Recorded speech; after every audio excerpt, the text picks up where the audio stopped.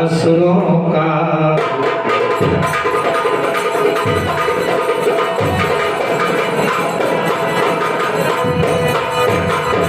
हिमगिर से लेकर सागर तक हिमगिरी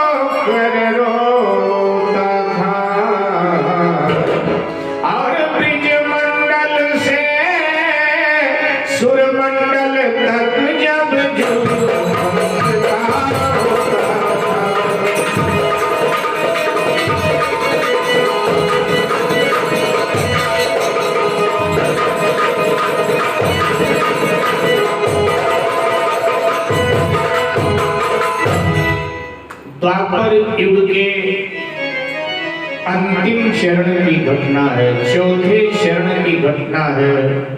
भारत के हर घर में असुरों का उत्पात हो रहा था। हिमालय से लेकर के कन्याकुमारी तक सारा देश अस्त व्यस्त हो रहा था। ऐसे लग रहा था मानो विश्व भर का क्लेश भारत में आकर के बस गया हो।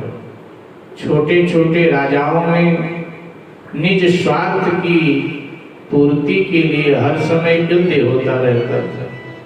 आपस के इतने झगड़े कि भाई भाई को खा रहा था, अर्थात भाई भाई के खून का प्यासा हो रहा। लगता था कि पाप तीन रूप लेकर के भारत में सदैव प्रकट हो गया। मथुरा में कंस के रूप में, मगध में जरासंध के रूप में और चंदेरी में शिशुपाल के रूप में। गंगा यमुना का ये पावन दिव्य देश दुखी हो करके रो रहा था। मृत्यु लोक से देवलोक तक अनाचार, अत्याचार, व्यभिचार, पापाचार का तांता लगा हुआ था। वेदक ध्वनि वाली वेदियों पर तलवारों का नर्तन दिखाई देता था। साधु ब्राह्मणों के खून से यज्ञाग्नि को बुझा दिया गया था। इस प्रकार जब अनाचार, अत्याचार, पापाचार, व्यभिचार बढ़ा तो पृथ्वी में कंपन, पृथ्वी मां को लगा कि भी अधिक पाप भार हमसे सहन नहीं होगा। पृथ्वी मां गौ रूप लेकर के ब्रह्मलोक में जाकर श्री ब्रह्मा जी के आगे रोई कि हे ब्रह्मा जी, यद्यपि मेरे ऊपर नदियां हैं, सागर हैं, औषधियां हैं, वनस्पतियां हैं, पर्वत हैं, पहाड़ हैं, और आपके द्वारा बनाई गई समग्र सृष्टि का निवास मेरे ऊपर है, लेकिन उसका उनका भार हमें भार नहीं लगता जितना भार इन पापियों का लगा। इन पापियों के पाप भार से आप हमें मुक्ति दिलाओ। अगर ऐसा करने में आप असमर्थ हो गए तो फिर मैं अधिक सहन नहीं कर पाऊंगी, मैं सृष्टि को लेकर के रसातल में प्रवेश कर जाऊंगी, फिर हमें आप भला बुरा मत कहना। ये कहकर के प्रतिबिंब रोने। ब्रह्मा जी ने कहा कि ये धैर्य धारण करो, जिन परमात्मा ने मुझे बनाया और जिनकी कृपा से मैंने जगत की सृष्टि किया, आइए हम सब उन्हीं के पास चलते हैं और वही कोई न कोई समाधान करे, कोई न कोई समाधान वही। ब्रह्मा जी सबको अपने संग लेकर के वैकुंठ के द्वार पर पधारे और सामूहिक प्रार्थना भगवान की करने। जीवन में जब समस्याएं आए तो समस्याओं से हार नहीं मानना चाहिए, संघर्ष करना चाहिए। लेकिन दुर्भाग्य से संघर्ष में बार बार विफलता मिले, असफलता मिले, तब प्रार्थना करनी चाहिए। प्रार्थना, लेकिन प्रार्थना से तत्काल समस्या का हल नहीं होगा, लेकिन होगा जरूर। प्रार्थना के बाद एक कदम आपको और उठाना है, प्रतीक्षा। भक्ति मार्ग में वही सफल होते हैं जिनके पास 3 वस्तुएं होती हैं। अगर 3 है तो भक्ति मार्ग में हमें सफलता मिला। आश्रय माने अपने आराध्य पर हमें भरोसा, आश्रय। आंसू, आराध्य के प्रेम के आंसू, भगवान के प्रेम के आंसू। आश्रय, आंसू, और फिर इंतजार, प्रतीक्षा। जल्दबाजी नहीं चलती है भक्ति मार्ग में, समय लगेगा। यदि नाथ का नाम दया निधि है तो दया भी करेंगे कभी ना कभी। यदि सिंधु तरे जो बड़े से बड़े तो बिंदु तरेगा कभी, जल्दी नहीं। प्रार्थना 2 प्रकार की होती है, एक व्यक्तिगत होती है, एक सामूहिक। व्यक्तिगत प्रार्थना से व्यक्तिगत लाभ होता है, लेकिन थोड़ी देर में, क्योंकि व्यक्तिगत प्रार्थना में मेरा स्वार्थ होता है ना। और व्यक्तिगत प्रार्थना हम सब अपने पूजा घरों में रोज करते हैं और करना चाहिए। हमारे घर में पूजा का स्थान होना चाहिए, चाहे घर छोटा हो चाहे बड़ा। ये कहकर छुट्टी ना लें कि छोटा घर है, छोटा है तो छोटी जगह में ठाकुर जी को स्थान दें। पूजा घर होना चाहिए, और पूजा घर में हम ही जाएं ये ठीक नहीं, हम अपने छोटे बच्चों को भी पूजा घर में ले जाएं और बतावें कि ये भगवान है, बेटा इनको जय जय करो, हाथ जोड़ो ऐसे जय करो भगवान। संस्कार डालें। हम लोग संस्कार डालने में बड़े पीछे हो रहे हैं।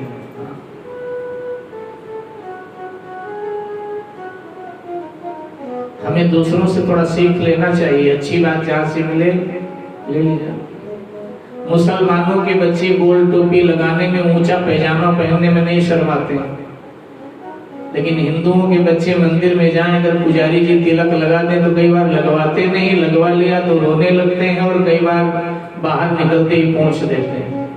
मतलब हम उनको समझा नहीं पा रहे हैं कि बेटा ये गौरव की बात है, ये तो हमारी परंपरा है, हमारी संस्कृति है। जब समझाएंगे तो क्यों नहीं समझेंगे, जरूर समझेंगे।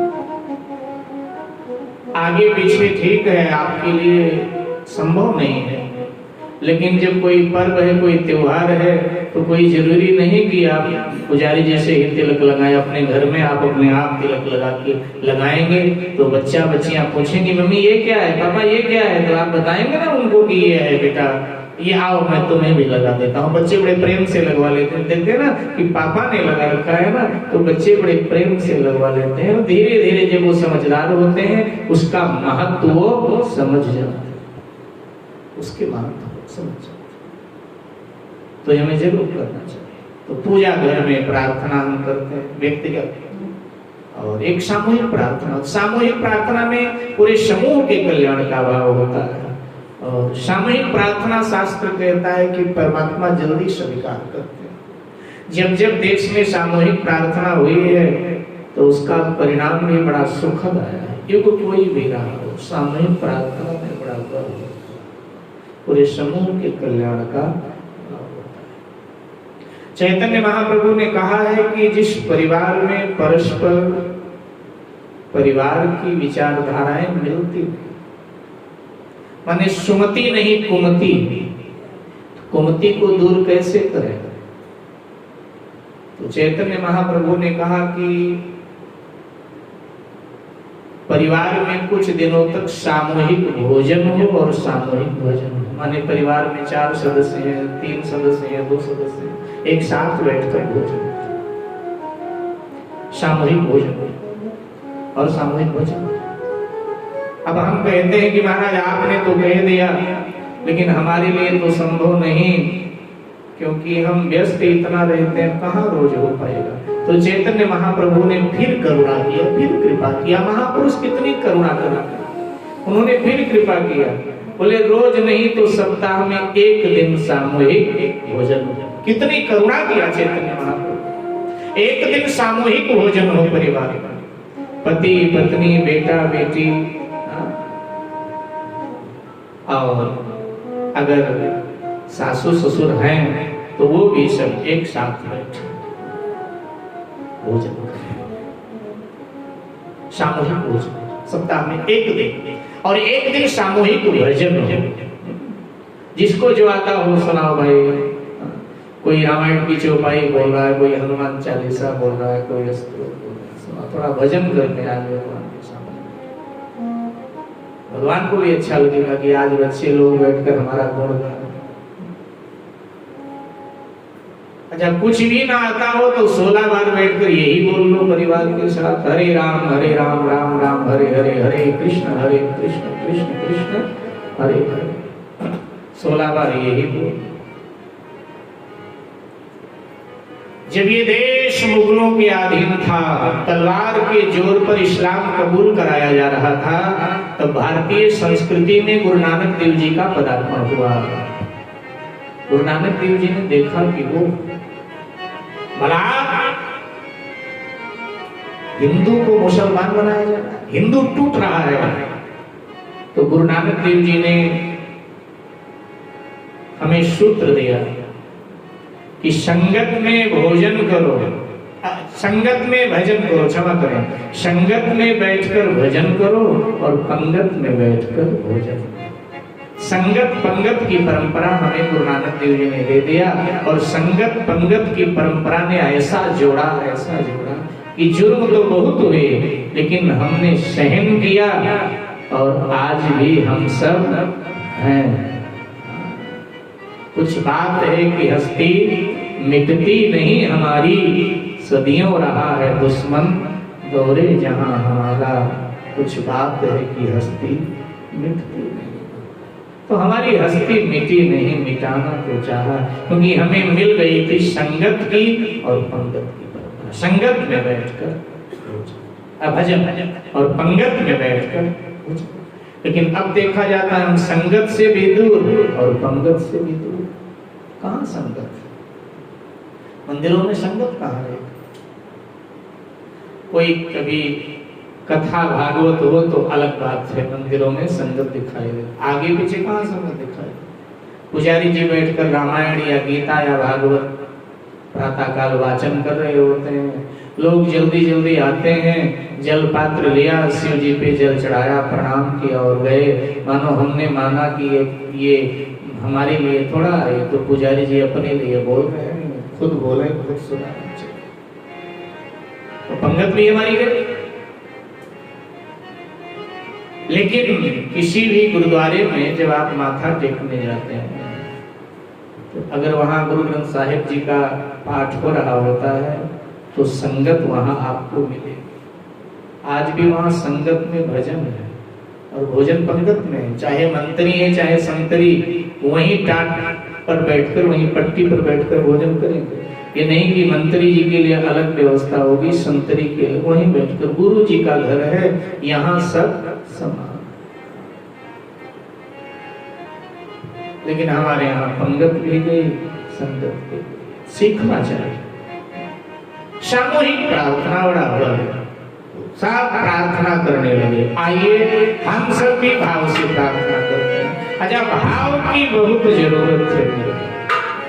भाव माने प्रेम। साकेत वासी बिंदु जी बोले कि मोहन प्रेम